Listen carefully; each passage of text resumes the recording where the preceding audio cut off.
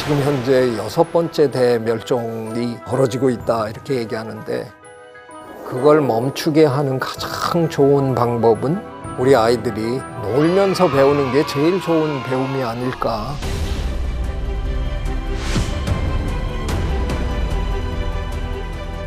찾아오는 아이들이 있어요. 책상 위에다가 사슴벌레 꺼내놓고 뭐 난리예요. 자연에 대한 이해가 깊어져야 좀 더 살기 좋은 지구에 살게 되지 않을까.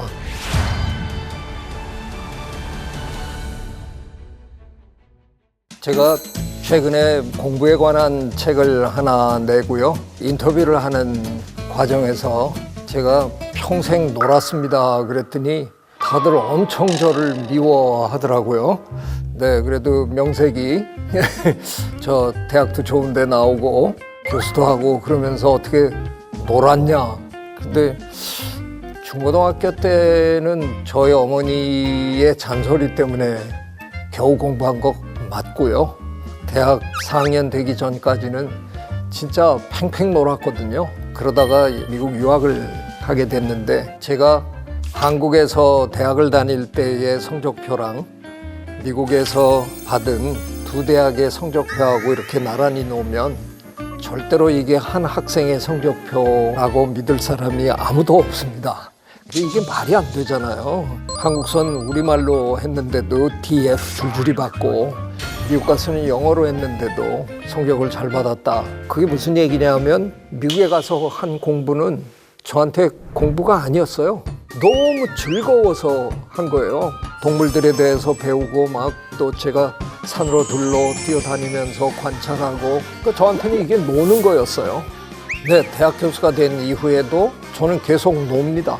다른 교수님들 실험실에서 밤새는데 저는 열대 정글에 가서 놀거든요. 그러니까 참 평생을 놀면서 잘 살았는데, 제 연구실에 찾아오는 아이들이 있어요. 얘네들은 네, 그냥 뭐 제가 만만한가 봐요. 그냥 교수님 막 들어와가지고 이거 어제 제가 잡은 건데요. 그리고 제 책상 위에다가 사슴벌레 꺼내놓고 뭐 난리예요. 근데 이 아이들이 중학교에 가기 시작하면 못 오더라고요. 그러니까 부모님의 입시 레이더망에 이제 걸린 거죠. 근데 우리 입시 제도는 걔네들은 악착같이 똑같은 틀 안에다가 넣어놓고 똑같은 걸 시키고 일렬로 줄 세우잖아요. 글쎄요, 그렇게 해서 배우는 그 공부라는 게 별로 그렇게 썩 효율적이라고 저는 생각 안 하거든요. 저는 그런 아이들이 저처럼 좀 놀 수 있으면 참 좋겠어요. 놀면서 배우는 게 제일 좋은 배움이 아닐까. 그래서 저는 이번에 최재천의 뭐 동물 대탐험 이런 책을 제가 지금 여러분이랑 함께 만들고 있는데요. 우리 아이들이 어려서부터 자연을 대하면서 자연과 어떤 관계를 맺고 사는 게 올바른 삶인지 행복한 삶인지 이런 걸 이끌어주는 그런 책이 됐으면 하는 생각에 책을 만들기로 했습니다. 바야흐로 우리가 지금 기후변화 시대에 살고 있잖아요. 물론 지구의 역사를 되돌려보면 기후변화라는 게 처음 생긴 일은 아닙니다. 우리가 뭐 많이 듣고 있는 6,500만 년 전에 거대한 운석이 멕시코만에 떨어져가지고 엄청난 먼지를 일으키고 태양을 가리고 막 이러는 바람에 전 지구적인 기후변화가 일어나고, 그로 인해서 아주 대표적인 건 우리가 주라기 공원 영화에서 보던 거대한 공룡들이 다 멸종하고 만 그 사건도 따지고 보면 그게 기후변화가 주범인 사건이잖아요. 기후변화가 처음 있는 일은 아닌데 지금 현재 벌어지고 있는 이 기후변화가 왜 특별한가 하는 거는 두 가지 점에서 한번 볼 필요가 있어요. 1. 너무 속도가 빠르다라는 게 그야말로 걱정인 거죠. 옛날에 그 기후변화는 설령 운석이 떨어지고 뭐 이렇게 벌어졌을 망정 6,500만 년 전에 어느 날 하루 공룡들이 깡그리 죽었나? 그거 절대 아니거든요.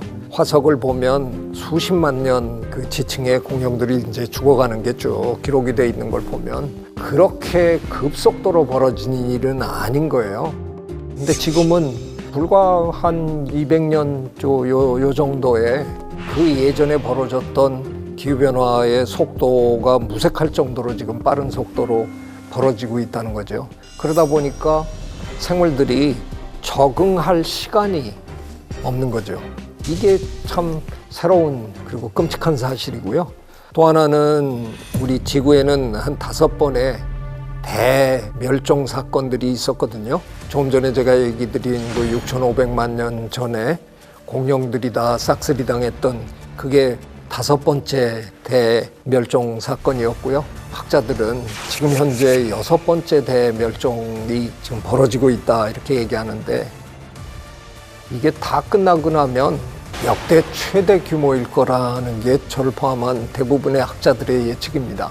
근데 너무나 신기한 건 그 옛날에 5번의 대멸종 사건들은 전부 천재지변으로 일어난 거거든요. 운석이 떨어지거나 화산이 폭발하거나 뭐 이런 것들인데 지금은 오로지 이 지구의 구성원 중에 하나인 호모사피엔스라는 그 이상한 영장류 한 종이 저지르는 장난질 때문에 이 모든 게 벌어지고 있다.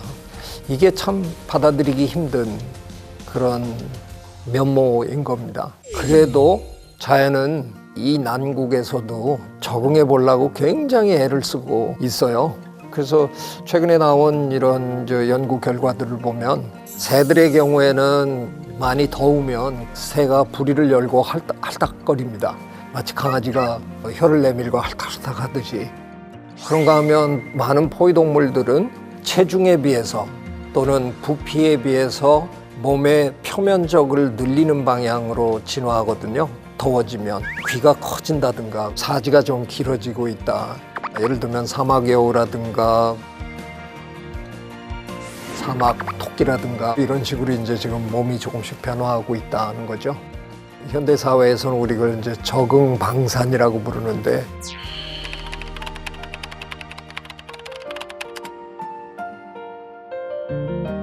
우리가 지금 현대 진화론의 아버지라고 부르는 찰스 다윈이 자연 선택 이론을 가지고 진화를 설명해서 지금 이제 우리가 그 이론을 바탕으로 자연의 진화를 이해하고 있는데 지금은 미국 프린스턴 대학의 명예교수로 계시는데 피터 그랜트 교수님하고 로즈메리 그랜트 교수님 두 분이 부부신데 그분들은 갈라파고스 제도에서 지금 뭐 50년이 넘도록 거기 머무시면서 다윈이 그 옛날 갈라파고스에 들렸을 때 채집했던 핀치라는 새들 표본을 채집해서 지금 이제 뭐 50년 이상 현장 연구를 쭉 하고 계신데 50년이면 진화의 역사에서 이건 뭐 눈도 깜짝할 정도도 안 됩니다. 너무너무 짧은 기간인데 그 짧은 기간에도 새의 부리의 크기가 기후의 변화에 맞춰서 변화하더라는 거죠.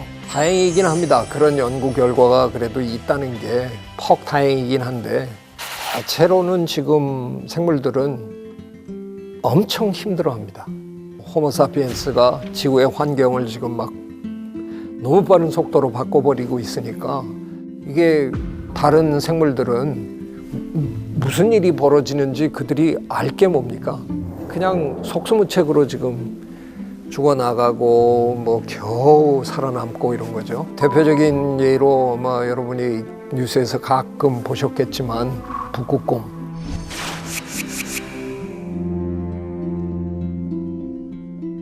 그 예전에는 얼음이 많이 북극에 떠 있으니까 그 얼음 구멍에 앉아가지고 물개가 가끔 숨 쉬러 나올 때 그거 잡아먹고 이러고 아니면 물에 풍덩 뛰어들어서 한 마리 잡아가지고 끌고 올라와서 뜯어먹고 뭐 이랬는데 말하자면 이런 일이 생기는 거죠.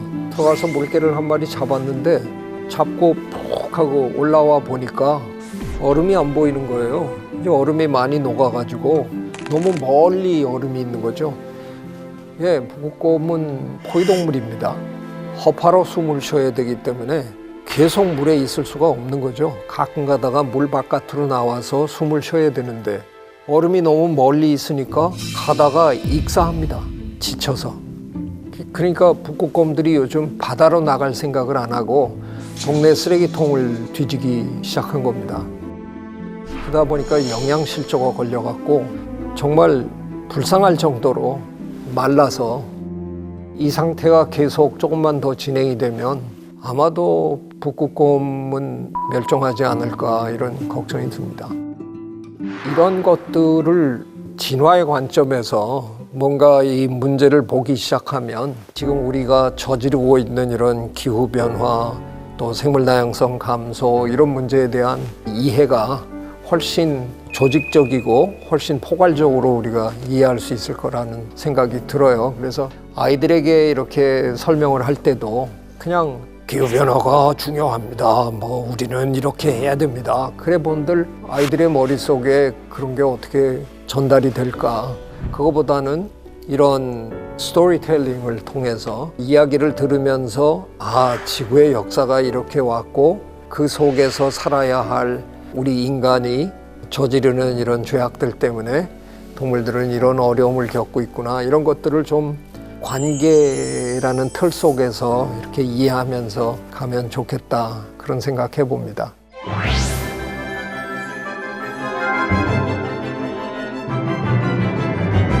이게 말이 조금 어렵잖아요. 의태 그러면 아이들이 이해하기에는 조금 어려운 말이기는 한데 쉽게 얘기하면 흉내낸다라는 뜻인데 그게 진화의 메커니즘을 설명하는데 좋은 이해가 됩니다.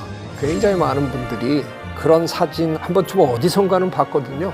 배짱인데 날개가 나뭇잎처럼 생겨가지고 그 나뭇잎의 인맥이 배짱이 날개에 거의 나뭇잎 인맥처럼 그래서 그 아이가 나뭇잎 숲에 이렇게 가만히 앉아 있으면 구별이 안 될 정도로 심지어는 나뭇잎만 흉내낸 게 아니고요.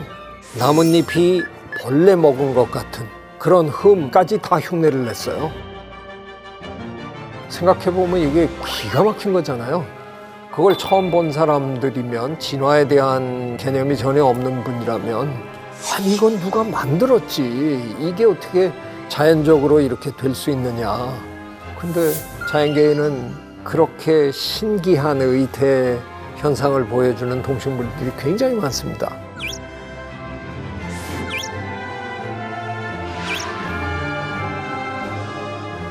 자연은 짧은 시간 동안 존재한 그런 현상이 아니잖아요. 우리가 지금 몇백만 년, 몇천만 년 얘기를 하는데 그 시간 동안 그 중에 어떤 배짱이는 오늘날 보니까 나뭇잎하고 모양이 그런 대로 비슷한 놈이 있어.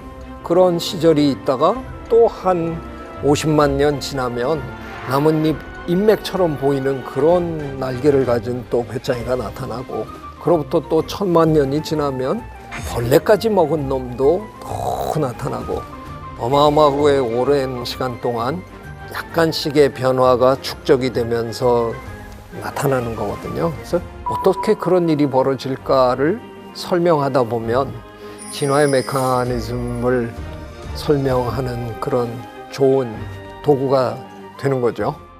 우리 어른들은 옛날에 클 때 몇 발자국만 나가면 자연이 곁에 있었단 말이에요. 개구리도 잡아보고 메뚜기도 잡아봤는데 요즘 우리 아이들은 자연과 이렇게 친밀하게 지내는 그런 경험이 전혀 없이 크는 거죠. 과연 그렇게 큰 아이들이 자연을 보존하는 일을 과연 할 수 있을까? 자연이 이런 식으로 계속 망가지기 시작하면 팬데믹 같은 이런 무시무시한 경험을 우리 인류는 앞으로 너무나 자주 겪을 것 같거든요.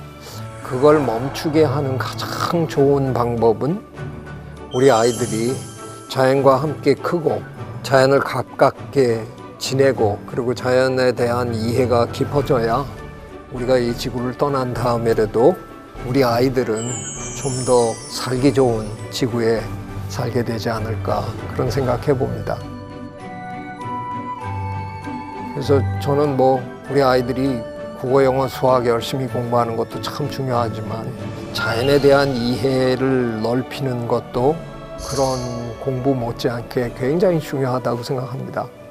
그런 것도 입시 위주로 너무 열심히 문제풀이 하는 식으로 배워야 된다 그러면 그건 너무 섭섭하고요. 자연에 대한 공부는 좀 재밌게 공부인 줄 모르고 그냥 재밌게 읽다가 재밌게 얘기하다 그러다 보면 자연에 대한 이해가 자기도 모르게 상당히 깊어진 그런 어른으로 클 수 있다. 그게 제일 좋은 길이라고 생각하거든요. 그런 바람을 가지고 이 책을 만들었고요. 앞으로도 이게 시리즈이기 때문에 재밌는 주제로 여러분을 이렇게 초대하겠습니다. 기대하셔도 좋습니다.